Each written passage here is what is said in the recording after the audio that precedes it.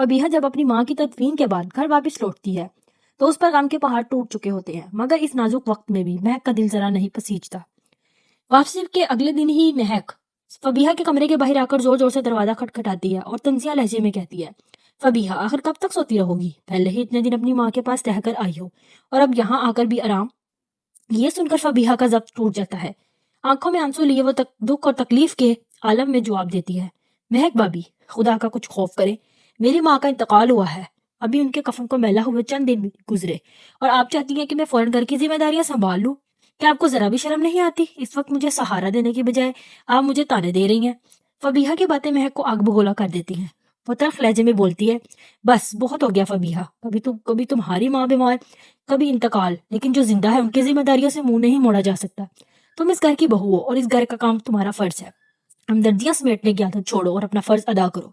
یہ سب سن کر فبیہا کے دل میں غصے کی آگ بھڑک اٹھتی ہے۔ وہ دل میں فیصلہ کر لیتی ہے کہ اب مہک کی حکمرانی مزید برداشت نہیں کرے گی۔ جو اختیار مہک نے پورے گھر پر قائم کر رکھا ہے، فبیہا ٹھان لیتی ہے کہ وہ اب چھین کر ہی دم لے گی۔ وہ سیدھی آصف صاحب کے پاس جاتی ہے اور نہایت نرمی سے کہتی ہے، ابو، مجھے آپ سے ایک ضروری بات کرنی ہے۔ آصف صاحب شفقت سے کہتے ہیں، ہاں بیٹا کہو۔ فبیہا معصومیت اور محبت بڑے انداز میں بولتی ہے، ابو، مہک بھابھی اب ماں بننے والی ہیں، ان کی طبیعت اس قابل نہیں کہ وہ گھر کی ساری ذمہ داریاں سنبھالیں، انہیں مکمل آرام کی ضرورت ہے۔ اگر وہ اسی طرح خود کو تھکاتی رہیں گی تو ان کی صحت کو نقصان ہو سکتا ہے۔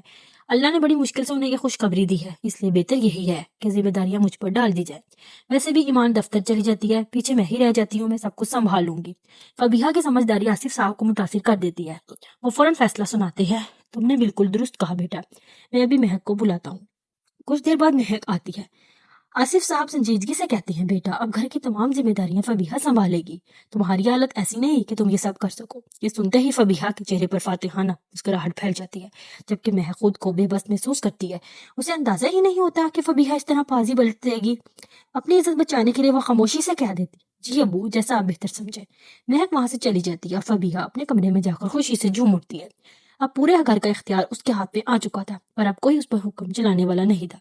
دوسری طرف مہک غصے سے بھری ہوئی آریان کے پاس پہنچتی ہے اور دھمکیاں میز لہجے میں کہتی ہے، آریان، اگر آپ نے اپنے بھائیوں کے ساتھ کاروبار میں شراکت کی تو میں اپنے میکے چلی جاؤں گی اور آپ کو اپنے بچے سے کبھی نہیں ملنے دوں گی۔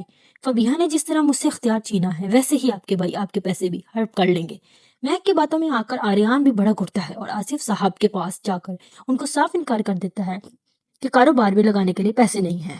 یہ سن کر دونوں بھائی حیران و پریشان رہ جاتے ہیں، کیونکہ یہی آریان تھا جو پہلے سب کو اکٹھا کام کرنے کا مشورہ دے رہا تھا، مگر کسی کو اندازہ نہیں ہوتا کہ اس اچانک فیصلے کے پیچھے اصل ہاتھ مہک کا ہے۔